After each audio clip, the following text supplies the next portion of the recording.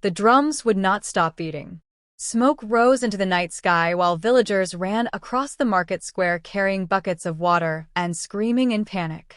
A row of houses burned violently near the western gate, their roofs collapsing one after another as flames swallowed everything. Children cried. Women prayed. Men shouted orders over the chaos.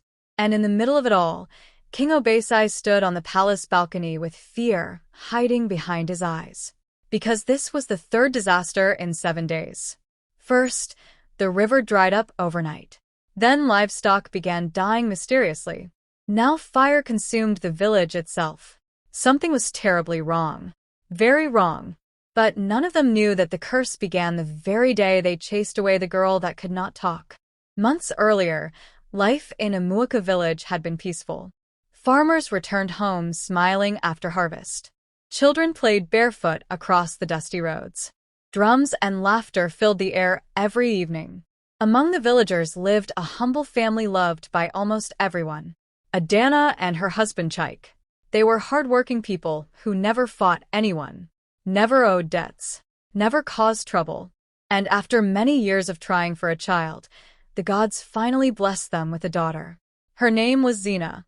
She was beautiful, gentle, kind-hearted. But there was one problem. Zina could not talk. Not a single word. At first, her parents believed she would eventually speak with age. But years passed. Still nothing. No voice. No sound. Only silence. Some villagers pitied the girl. Others feared her. She is not normal, an old woman once whispered in the market. I heard children like that bring bad luck. But Adana always defended her daughter proudly. My child is a blessing from God. Little Zina would simply smile quietly beside her mother while holding her hand. Even though she could not speak, everybody noticed something strange about the girl. Animals loved her. Birds gathered near her whenever she sat outside. Even angry dogs became calm around her. Whenever villagers argued near her, they somehow softened after looking into her eyes. It was as if peace followed the child everywhere. But not everybody liked that. Especially the king's advisor, Chief Nadi. Chief Nadi was feared throughout the village because he was proud, greedy, and deeply superstitious. One afternoon during a council meeting, he leaned toward King Obesai and said quietly, My king, that girl is not ordinary. The king frowned. What do you mean? Since her birth, strange things have happened. What strange things? The failed harvest 3 years ago. The sickness that spread among the goats. Even the storm that destroyed the eastern farms. King Obesai looked uncertain. Those things happened naturally. Chief Nadi shook his head slowly. My king, the gods are angry. The king remained silent. Then Chief Nadi lowered his voice dramatically. The mute girl is cursed. That single statement spread across the village like wildfire. Within days, people began avoiding Zina and her family. Women stopped greeting Adana at the market. Children ran away whenever Zina walked past. Even close friends became distant. One night, Chike slammed his fist against the table angrily. These people have lost their minds. Adana wiped tears from her face. They're turning against us. Little Zina sat quietly in the corner watching her parents sadly. Then came the day everything changed. The king summoned the entire village to the palace square. Hundreds gathered beneath the hot sun while royal guards stood beside the throne holding spears. King Obesai rose slowly. His expression was cold. People of Amuaka, he announced, our village has suffered too many misfortunes. The crowd murmured nervously. Chief Nadi stepped forward dramatically. The gods have revealed the source of our suffering. His eyes locked directly onto Zina and her parents standing among the crowd. Gasps spread immediately. Adana clutched her daughter tightly. No, Chief Nadi pointed accusingly. That girl carries darkness upon this land. That is a lie. Chike shouted instantly. Guards immediately grabbed him. King Obesai raised his hand for silence. For the safety of Amuaka, this family must leave the kingdom before sunset. The crowd exploded with reactions. Some people looked shocked. Others nodded in agreement. Adana fell to her knees crying. My king, please. We have done nothing wrong. But the king looked away. Little Xena stared silently at the villagers who once loved her. Tears rolled gently down her cheeks. Then something heartbreaking happened. A small boy from the crowd stepped forward. He was Xena's only friend. Slowly, he handed her a tiny wooden doll she once carved for him. Then he whispered sadly, "I'm sorry." That evening, royal guards escorted the family out of the village. People watched from their homes silently as Adana, Chaik, and little Xena disappeared into the forest carrying only a few bags. The moment they crossed the village border, a violent wind suddenly swept through Amuaka. The sky darkened instantly. Thunder roared above the village. And somewhere far away in the forest, little Xena turned back one last time. Tears filled her eyes. Then, for the first time ever, she opened her mouth slightly. But no words came out. That night, disaster struck. The village river turned black. Fish floated dead across the surface. By morning, dozens of villagers fell mysteriously sick. Children developed strange fevers. Crops began rotting overnight. Panic spread everywhere.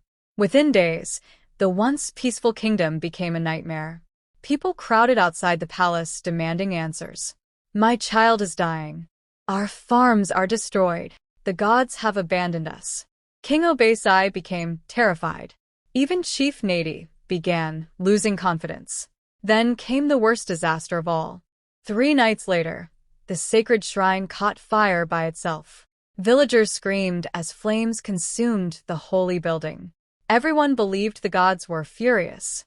That was when the king finally ordered for the chief priest to be summoned. The old chief priest arrived at dawn covered in white chalk with cowries hanging around his neck. The entire village gathered as he entered the burned shrine silently. Hours passed. Nobody moved. Nobody spoke. Then finally, the old priest emerged. His face looked pale with fear. King Obesai rushed toward him immediately. "What did the spirit say?" The old priest looked around slowly. Then he spoke with a trembling voice. "The village has committed a terrible sin." Fear spread across the crowd instantly. "What sin?" the king asked. The priest pointed toward the village gate. "You drove away a child blessed by the heavens." Silence. Chief Nadi shook his head immediately. "That cannot be true." But the priest shouted angrily. Silence. Even the king stepped back. The old priest continued, "That girl was never cursed. She was the protection placed upon this kingdom." Murmurs erupted everywhere. The priest looked heartbroken. The peace, the harvest, the unity this village enjoyed for years all flowed through that child. King Obesai's hands trembled. "What have we done?" The priest lowered his head sadly. The gods became angry the moment she was banished. One woman began crying loudly. Another villager whispered, "We chased away our blessing." The king stepped forward desperately. "What can we do to stop this?" The old priest answered slowly, "You must seek forgiveness from the girl and her family." Relief spread briefly across the crowd. But then the priest added something terrifying. "There is one problem." The king frowned. "What problem?"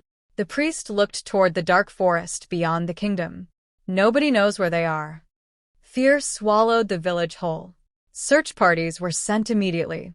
Men traveled through forests, rivers, and neighboring villages, asking questions. But nobody found Chaik. Nobody found Adana. Nobody found little Xena. It was as if the family vanished from the earth completely. And while the search continued, the disasters grew worse.